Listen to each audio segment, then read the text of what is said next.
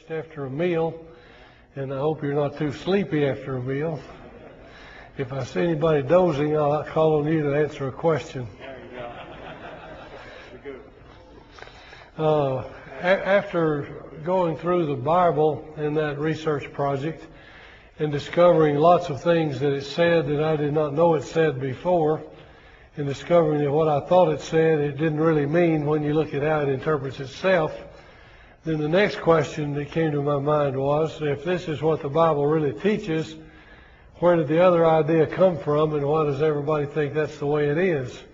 So the second part of my study was going through church history, and the second part of the Fire That Consumes is going through church history to see where the other idea of eternal conscious torment came from and why so many people believe that today. And that was full of surprises as well. It was full of surprises because the doctrine came from and was passed down not because of Bible teaching, but because of Greek philosophy, because of medieval theories of justice, because of Reformation politics, and because of sectarian prejudices in centuries that followed. And we'll look at all those things briefly in this third talk today. So where did the idea of unending torment come from?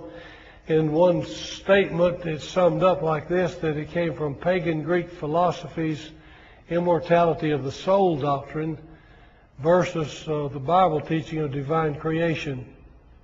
Next slide.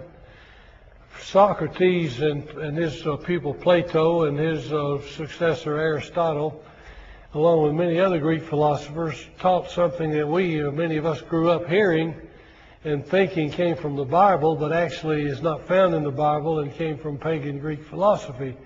And that is the teaching of the immortality of the soul. When I was a kid, I can remember in revival meetings the preacher saying everybody has an immortal soul that will spend eternity either in heaven or in hell. And I just thought, well, if the preacher said it, it must be so, and it must be in the Bible somewhere.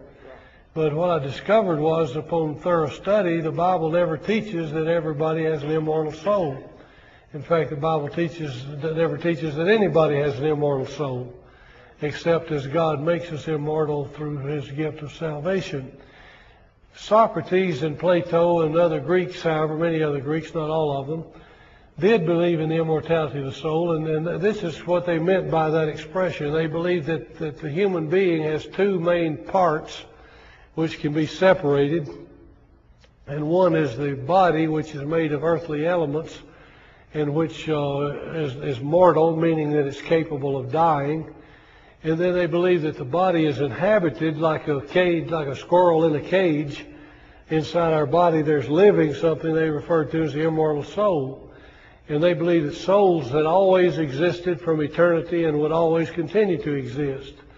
And they believe that when you are born, a little bit of this immortal soul that's out there wherever souls come from comes into your body and gives your body life.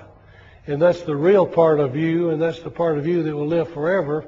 And the body is like a cage that the soul is in. And when you die, the soul leaves the body, and the body perishes, and the soul goes back to where souls came from, and is immortal, meaning it cannot die. So immortal just means cannot die or deathless. Mortal means capable of death or something that can die.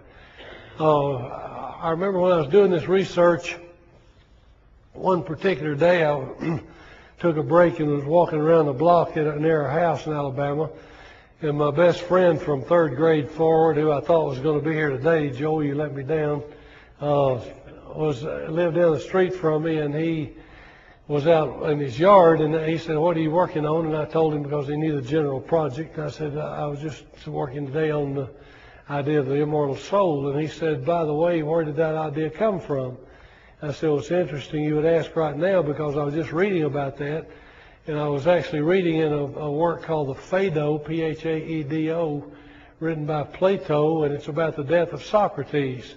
And when Socrates was condemned by the Athenians for teaching new ideas, basically, and drank the hemlock and died as his way of execution, he had his disciples gathered around him, his philosopher students, and he talked to them about life and death. And he was trying to encourage them not to feel sorry for him because he was about to go back to where immortal souls came from, and they had to still live in their mortal bodies, and that was a terrible kind of thing to be putting up with.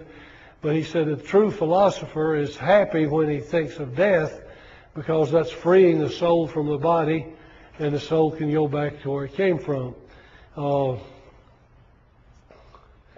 That's where the idea of immortal soul started. The Greek philosophers, at least in that form. Next slide. The Bible teaches, on the other hand, that the whole person, the whole human being, is totally mortal, capable of death, capable of destruction, capable of dying, no inherent ability to live forever by itself, only if God enables us to live forever. And I think the earliest way to describe a human being's makeup is found in the creation story in Genesis 2:7, when it says, the Lord God formed man of dust from the ground and breathed into his nostrils the breath of life, and man became a living being. In the King James it says, man became a living soul. Genesis 2:7. So in this picture of the creation of man, we start with the earth body that's made from elements of the ground, the body, the physical body. And God breathed into Adam's physical body the breath of life. Breath is spirit. In Hebrew, the word is ruach, R-U-A-H. In Greek, the word is pneuma. And our word pneumonia and pneumatic and so forth come from that word, meaning air. The word for soul in Hebrew is nephesh, N-E-P-H-E-S-H. And in Hebrew, it's psyche, P-S-Y-C-H-E. And our word psychology and psyche and all the words that connect to that come from that word.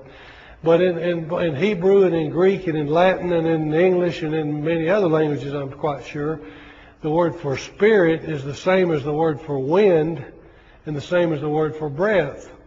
And Jesus makes a play on this word in John 3, talking to Nicodemus, when he says the wind blows where it wishes, and you don't know, you hear the sound of it, but you don't know, you can't see it and so forth. He says, so is everyone who's born of the Spirit. And when he said that, he used the same word for wind and for spirit, because it's the same word in Greek. And so in the Bible, Old and New Testament alike, breath and wind and spirit all are the same word with different connotations. And when God breathed into Adam's body the breath of life, that's the wind of life or the spirit of life, or what it turns out in the Old Testament, the first several chapters of Genesis, animals are also said to have the breath of life. In the flood, everything was destroyed that had the breath of life, including the animals as well as man. So breath of life is not anything unique to human beings. It's in all living creatures that are animated. Animated means it has breath, and because they're animated, we refer to them as animals. So we are an animal also because we're animated, because we are animal. And we have wind and breath and life, and that's what gives our body the ability to function and all of that. So Adam is made out of dust of the earth. We got a mud man, breathes breath of life, and he becomes, not has, he becomes a living soul or living being. And the word living soul is also used of animals as well as man in the Old Testament. And later in the Old Testament, we read in some places about dead souls. And it just means dead beings, dead people, dead creatures, dead whole beings. So basically the human being from the earliest part of the Old Testament consists of a physical, visible, tangible, earthly body, animated or given breath or life or wind by God's breath of life and their spirit. And then that makes us turn into a living being or living soul, which can function until the breath of life leaves us. And when the breath of life leaves us, then our body is dead because the life force is gone, and we go back to the elements of the earth, and the breath or wind or spirit returns to God who gave it. But the Bible never talks about the soul returns to God, because the soul is not something by itself. The soul is what we are as a whole person, a whole being, a living soul. So this is the beginning of the Bible's teaching on soul and breath and spirit and wind and all of that. As you go through the Bible, sometimes soul is used in a way almost that covers what we just talked about, spirit. Sometimes spirit is used in a way that seems to be what we just talked about as soul. Sometimes they're used in other ways besides that. And it's very difficult. And in fact, I'm not able to say that here is a single definition throughout the whole Bible that always is what soul means or always what spirit means. There's a lot of variation about those words. But in the beginning and at the very start, this picture we just looked at is the way it all begins. Okay, next slide, please. Rather than teaching that every human being has an immortal soul, what the Bible really teaches is that only God is immortal within himself. And again, mortal means capable of dying, and immortal means incapable of dying, cannot die. 1 Timothy 6:16 speaks of God who alone possesses immortality and dwells in unapproachable light. God only has immortality. God is the only being in the universe who of his own self lives forever. That's not true of human beings. We did not exist until we were created by God. We do not exist today except as God continues to give us life. And when we die, we're dead forever unless God raises us back from the dead, which he said he will do. And we will have no hope of living in eternity unless God makes us immortal. So we are mortal creatures. We're made of dust. Longfellow was wrong when he said, "Dust thou art, to dust returneth," was not spoken of the soul.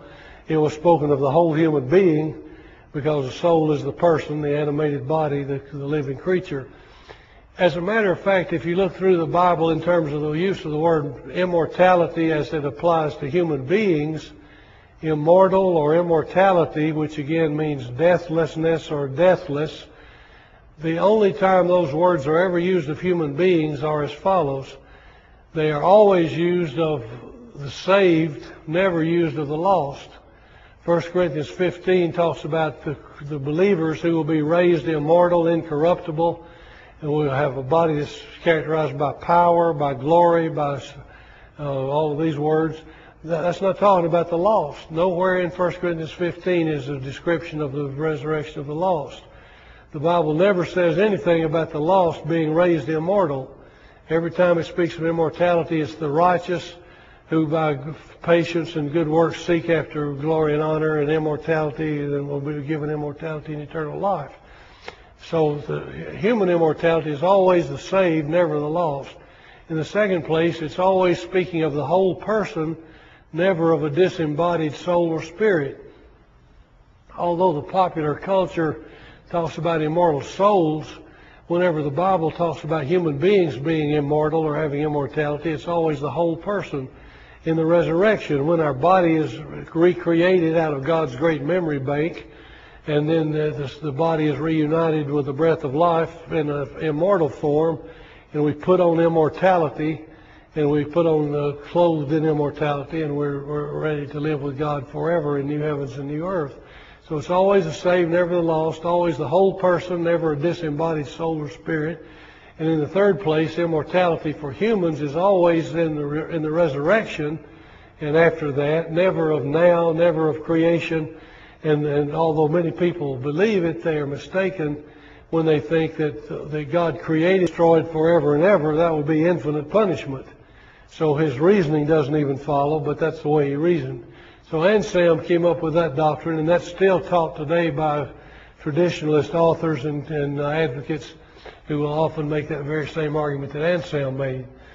A century or two later, Aquinas, the sometimes called the angelic doctor, he was a great theologian of the Catholic Church, and he talked about the soul and the body, and he reasoned like this. He said, what the body does on earth in life is animated by the soul and prompted by the soul.